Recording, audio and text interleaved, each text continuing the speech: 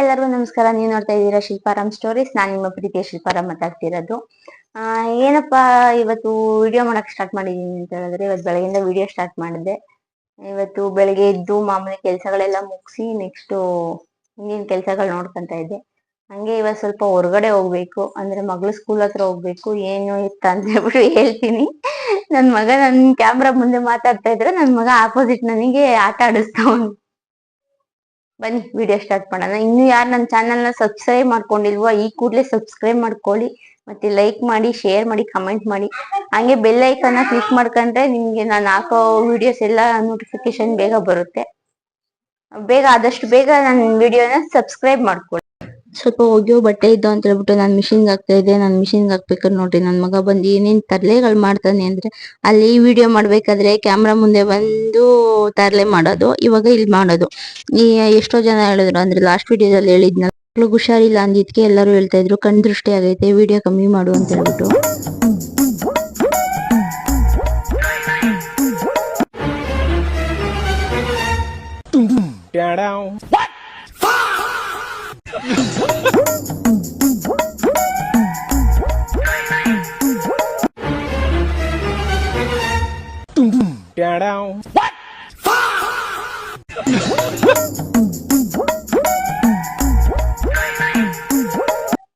ಅಷ್ಟ ಬಡವರ ಇನ್ನಿದು ಬಡವರ ಬಿರಿಯಾನಿ ಉಪ್ಪಿಟ್ಟು ತಿಂದು ಟೇಸ್ಟ್ ಹೆಂಗೈತೆ ಹೇಳ್ಬಿಟ್ಟು ಆಮೇಲೆ ಅದಕ್ಕೆ ಮಾಡ್ತಾ ಇರೋದು. ಇವತ್ತು ಅವರೇ ಕಳಾಕ್ ಮಾಡಿದೀನಿ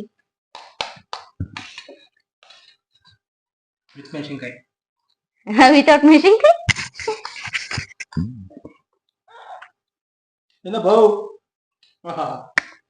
ನನ್ ಮಗ ಬ್ರಿಲಿಯಂಟ್ ಬ್ರಿಲಿಯಂಟ್. ಇದಿಮ್ಮ ನಿಂಗೆ ಬೇಗ.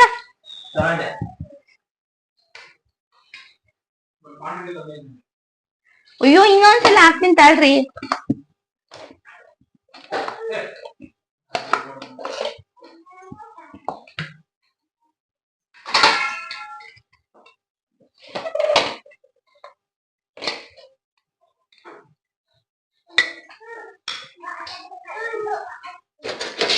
ಏನಪ್ಪಾ ಇತೀಕ್ಷಾ? ಬಿಡಪ್ಪ, ನೀನು ದೊಡ್ಡ ಯೂಟ್ಯೂಬರು ನನ್ನಂಗ. ನೀನು ವಿಡಿಯೋ ಒಂದು 50,000 ಹೋದ್ರೆ ಇನ್ಸ್ಟಾಗ್ರಾಮ್ಗೆ ಇನ್ನೂ ಮರ್ಯಾದೆ ಚೆನ್ನಾಗಿರೋದು 50,000 ತಲೆ ಕೆಡ್ಸ್ಕೊಬೇಡ, ಓಡ್ತದೆ. ಅದ್ಯಾಕೆ ಹಂಗಾಡ್ತೀಯಾ? ನನ್ನ ವಿಡಿಯೋ ಓಡೋದು ಅವ್ರ ವಿಡಿಯೋ ತುಂಬಾ ವ್ಯತ್ಯಾಸ ಇದೆ. ಉಪ್ಪಿಟ್ಟು ಸಖತ್ತಾಗೈತೆ.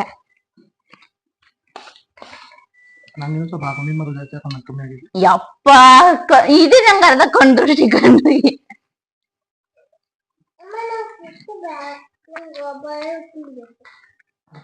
ಪಪ್ಪು ಬೇಡ ಅಂದ್ರೆ ಸೈಡ್ಗೆ ಎತ್ತಿ ಕೊಡ್ತೀನಿ. ಪಪ್ಪು ತಿಂದ್ರೇನೆ ಚೆನ್ನಾಗಿರೋದು ಉಪ್ಪಿಟ್ಟು.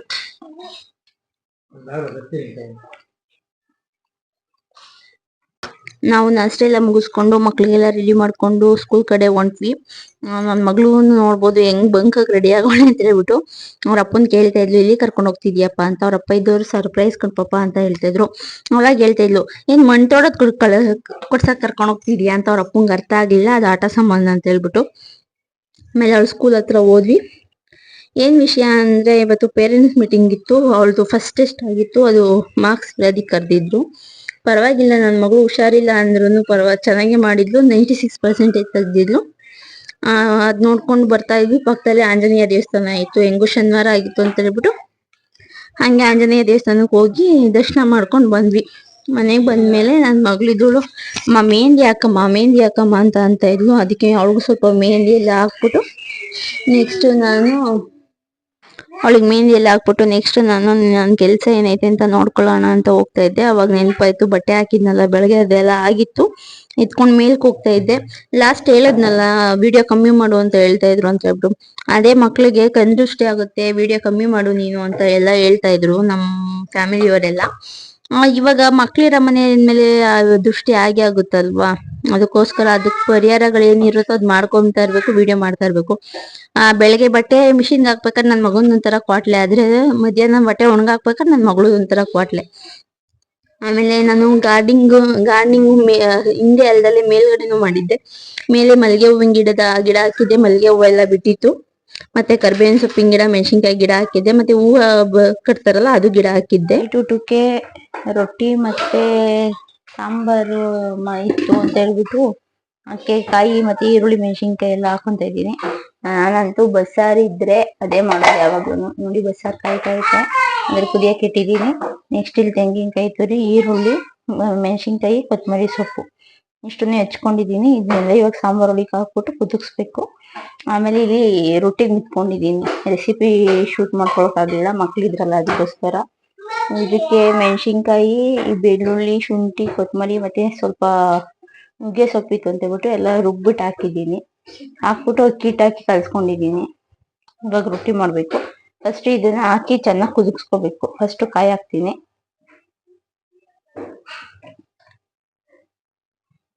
ಕಾಯಿ ನೆಕ್ಸ್ಟ್ ಈರುಳ್ಳಿ ಎಲ್ಲ ತೆಗ್ದು ಹಾಕ್ತೀನಿ.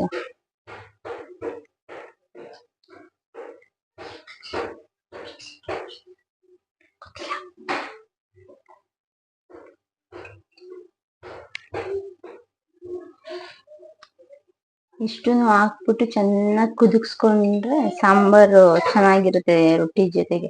ಬಸ್ಸಾರು ಅಂದ್ರೆ ಮಾಡಿದಿನ ಮಾಡೋದ್ಕಿಂತ ಬಸ್ಸಾರು ಒಂದಿನ ಆದ್ಮೇಲೆ ಚೆನ್ನಾಗಿರುತ್ತೆ ಟೇಸ್ಟು.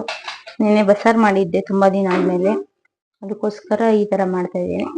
ಹಾಕ್ಬಿಟ್ಟು ಒಂದ್ ಸ್ವಲ್ಪ ತಿರುಗ್ಬಿಟ್ಟು ಪ್ಲೇಟ್ ಮುಚ್ಬಿಟ್ಟು ಬಿಟ್ಬಿಡ್ಬೇಕು. ಒಂದ್ 5 ನಿಮಿಷ ಕುದಿಯಕ್ಕೆ. 5 ನಿಮಿಷ ಕುದಿಯಕ್ಕೆ ಇಟ್ಟಿದ್ದೀನಿ. ನೆಕ್ಸ್ಟ್ ರೊಟ್ಟಿ ರೆಡಿ ಮಾಡ್ಕೊಂತೀನಿ. ನಮ್ಮ ಹಸ್ಬೆಂಡು ಇನ್ನು ಬಂದಿಲ್ಲ, ಅವ್ರು ಬರೋ ಅಷ್ಟೊತ್ತಿಗೆ ರೊಟ್ಟಿ ಎಲ್ಲ ಮಾಡಿಟ್ಬಿಡ್ತೀನಿ. ಇವಾಗ ರೊಟ್ಟಿ ಮಾಡ್ತೀನಿ. ನಮ್ಮ ಹಸ್ಬೆಂಡ್ಗೆ ಅಷ್ಟು ಇಷ್ಟ ಆಗಲ್ಲ ರೊಟ್ಟಿ, ಆದ್ರೂ ನಾನು ಮಾಡ್ತೀನಿ.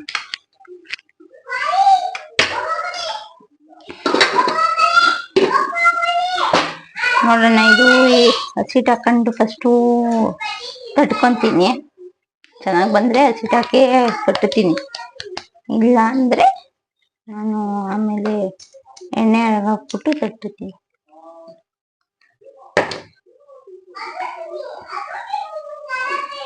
ಅವ್ರು ಬಂದಾಗ ಬಿಸಿ ಬಿಸಿ ಮಾಡ್ಬೋದು, ಬಟ್ ಲೇಟ್ ಆಗಿ ಹೋಗುತ್ತಾ, ಹೊಟ್ಟೆ ಹಸ್ಕೊಂಡ್ ಬೇರೆ ಇರ್ತಾರೆ. ನಿಧಾನ ಆದ್ರೆ ತಿನ್ನೋದಿಕ್ಕಾಗಲ್ಲ. ಇದು ತಣ್ಣಗಾದ್ರೂ ತಿನ್ನೋದಿಕ್ಕಾಗಲ್ಲ ರೊಟ್ಟಿ. ಇವತ್ತೊಂದ್ಸಲ ಡಿಫ್ರೆಂಟ್ ಆಗಿ ಟ್ರೈ ಮಾಡಿದೀನಿ. ಏನಂತಾರೇನೋ ಗೊತ್ತಿಲ್ಲ. ಅವ್ರು ಬಂದಾಗ ತಿಂದು ಏನಂತಾರೋ ನೋಡ್ಬೇಕು. ನಮ್ಮ ಮನೆ ಕಡೆ ನಮ್ಮಮ್ಮ ಚೆನ್ನಾಗ್ ಮಾಡ್ತಾರೆ ರೊಟ್ಟಿನ. ಇಲ್ಲಿಗೆ ಬಂದಾಗ ನಮ್ಮ ಅತ್ತೆನೂ ಮಾಡ್ತಾ ಇದ್ರು, ಬಟ್ ಅವರು ಬುಳೆ ರೊಟ್ಟಿ ಮಾಡ್ತಾರೆ. ನಾನ್ ಬಂದಾಗಿಂದ ಸ್ವಲ್ಪ ಈ ತರ ತಟ್ಟಿ ರೊಟ್ಟಿಗಳು ಮಾಡ್ಕೊಡ್ತೀನಿ. ನಮ್ಮ ಹಸ್ಬೆಂಡ್ ಫಸ್ಟಿಂದ ಅಷ್ಟಾಗಿ ರೊಟ್ಟಿ ಎಲ್ಲ ತಿನ್ನಲ್ಲ. ನಾನ್ ಇತ್ತೀಚಿಗೆ ಸ್ವಲ್ಪ ರೂಢಿ ಮಾಡಿದೀನಿ ಇವೆಲ್ಲ ತಿನ್ಬೇಕು ಅಂತ. ಮತ್ತೆ ಅವ್ರು ಜಿಮ್ಗೆ ಹೋಗ್ಬೇಕಾದ್ರೆ ಸ್ವಲ್ಪ ಚಪಾತಿ ಎಲ್ಲ ತಿಂತಾ ಇದ್ರಲ್ಲ, ಅವಾಗಿಂದ ಸ್ವಲ್ಪ ರೂಢಿ ಆಗೋರೆ. ಹಸಿಟ್ಟು ಹಾಕೊಂಡ್ ತಟ್ಟಿದ್ರು ಚೆನ್ನಾಗಿರ್ತೈತೆ. ನಾನೀಗ ಜಾಸ್ತಿ ತೆಳ್ಳಗ್ ತಟ್ಟಕ್ಕೂ ಬರಲ್ಲ. ತೆಳ್ಳಗ್ ತಟ್ಟಕ್ ಹೋದ್ರೆ ಎಲ್ಲ ಕಿತ್ತೋತವೆ. ಹಿಂದೆ ನನ್ ಮಕ್ಳು ಸಿಕ್ಕಾಬಟ್ಟೆ ಗಲಾಟೆ ಮಾಡ್ತಾವಳೆ. ನನ್ ಮಗಳದಂತೂ ಸಿಕ್ಕಾಬಟ್ಟೆ ಗಲಾಟೆ ಇದ್ದೇ ಇರುತ್ತೆ ಯಾವಾಗ್ಲೂ.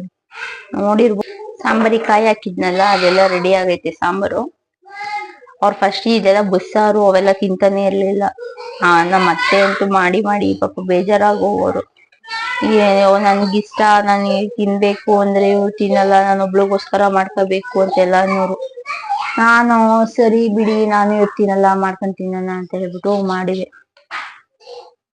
ಅವಾಗ ಒಂದಿನ ಈ ತರ ತೋರ್ಸ್ದೆ, ಕಾಯಿ ಹಾಕ್ಬಿಟ್ಟು ರೊಟ್ಟಿ ಮಾಡಿ. ಆಮೇಲೆ ತಿರ್ಗಾ ಕೇಳ್ತಾರೆ ಒಂದೊಂದ್ಸಲ ಅವ್ರೇನ್, ಎಂತಕ್ ನೀನು ಅದು ರೊಟ್ಟಿ ಮತ್ತೆ ಕಾಯಿದು ಪಲ್ಯ ಮಾಡಲ್ಲ ಅಂತ ಹೇಳ್ಬಿಟ್ಟು.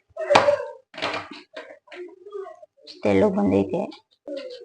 ಎಣ್ಣೆ ಹಚ್ಚಿ ಇದ್ ಮಾಡ್ಕೊಂಡ್ರೆ ತಟ್ಕೊಂಡ್ರೆ ಏನ್ ನೀರೆಲ್ಲ ಅವಶ್ಯಕತೆ ಇರಲ್ಲ. ಹಸಿಟ್ಟಿಕ್ಕಿ ಹಾಕಿ ತಟ್ಕೊಂಡಿರ್ತೀವಲ್ಲ, ಸ್ವಲ್ಪ ಹಸಿ ತರ ಇರುತ್ತೆ ಅಂತ ಹೇಳ್ಬಿಟ್ಟು ನೀರ್ ಹಚ್ಚಿ ಬೇಯಿಸ್ಕೊಳ್ಳೋದು. ಯಾವಾಗೂ ಎಣ್ಣೆ ತಿಂದು ಬೇಜಾರಾಗಿದ್ದಾಗ ಈ ತರ ಮಾಡ್ಕೊಂಡು ತಿನ್ನೋದು. ಯಾವಾಗ್ಲೂ ಮಾಡಕ್ ಹೋಗಲ್ಲ ನಾನು ರೊಟ್ಟಿನ, ಯಾವಾಗೋ ಒಂದೊಂದ್ಸಲ ಮಾಡ್ತೀನಿ. ಅವಾಗ ಅವ್ರು ಇಷ್ಟಪಟ್ಟು ತಿಂತಾರೆ, ಅದರಿಂದ ಮಾಡ್ತೀನಿ ಅಷ್ಟೇ. ನಾನು ರೊಟ್ಟಿ ಎಲ್ಲ ಮಾಡ್ತಾ ಇದ್ದೆ ಅಷ್ಟೊತ್ತಿಗೆ ಅವರು ಅಂಗಡಿಯಿಂದ ಬಂದು ಮಕ್ಳ ಜೊತೆ ಆಟ ಆಡ್ತಾ ಇದ್ರು. ಅಂಗಡಿಯಿಂದ ಬಂದ್ ಮಕ್ಳ ಜೊತೆ ಮಕ್ಳಾಗ ಹೋಗೋರ್ ಹಂಗೆ.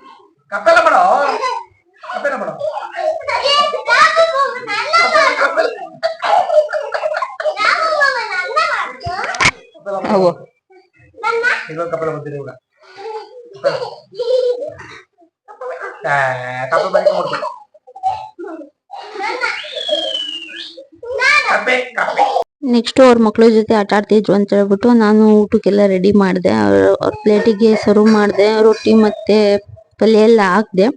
ಅವ್ರಿಗೆ ಕೊಡ್ಬೇಕು, ಟೇಸ್ಟ್ ಹೆಂಗೈತೆ ಅಂತ ಕೇಳ್ಬೇಕು. ನಾನು ಅದೇ ಹೇಳಿದ್ನಲ್ಲ, ಮೇಲ್ಗಡೆ ಗಾರ್ಡಿಂಗು ಮಾಡಿದ್ದೀನಿ, ಅಂದ್ರೆ ಇನ್ನೂ ಮಾಡ್ಬೇಕನ್ನೋ ಆಸೆ ಐತೆ.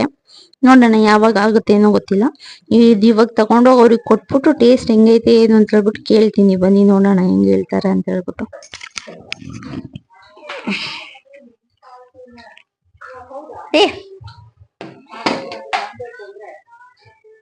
ಸ್ಪೆಷಲ್ ರೆಸಿಪಿ ಟೇಸ್ಟ್ ಹೆಂಗೈತಿ ಅಂತ ತಿಂದು ನೋಡಿ. ಮೊದಲನೇ ಮಿಕಾನೆ ನೀವು. ನನಗೆ ಅಂದ ತಕ್ಷಣ ನೋಡ್ರಿ ಏನೇನೆಲ್ಲ ಆಕ್ಟಿಂಗ್ ಮಾಡ್ತವ್ರೆ, ಬೇಗ ತಿನ್ಬೇಕಾಗುತ್ತಲ್ಲ ಅಂತ ಹೇಳ್ಬಿಟ್ಟು. ಫಸ್ಟೇ ಅವ್ರಿಗೆ ರೊಟ್ಟಿ ಮತ್ತೆ ಬಸ್ಸಾರು ಅಂದ್ರೆ ಇಷ್ಟ ಇಲ್ಲ, ಅದಕ್ಕೆ ಏನೇನೋ ಆಕ್ಟಿಂಗ್ಗಳು.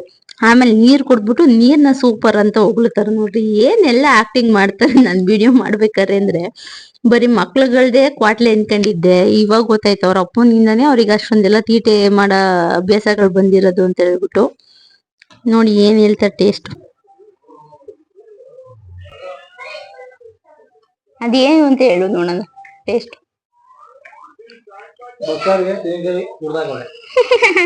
ಗೊತ್ತಾಗೈತಾ? ಬರೀ ರೊಟ್ಟಿ ತಿಂದು ಅದ್ರ ಟೇಸ್ಟ್ ಹೆಂಗೈತೆ? ಅಲ್ಲ, ಅಕ್ಕಿ ಹಿಟ್ಟಿದ್ದು. ಚೆನ್ನಾಯ್ತಾ? ಇಷ್ಟೇ ಫ್ರೆಂಡ್ಸ್ ಇವತ್ತಿನ ವಿಡಿಯೋ. ಲೈಕ್ ಮಾಡಿ, ಶೇರ್ ಮಾಡಿ, ಸಬ್ಸ್ಕ್ರೈಬ್ ಮಾಡ್ಕೊಳ್ಳಿ, ಮತ್ತೆ ಕಮೆಂಟ್ ಮಾಡಿ.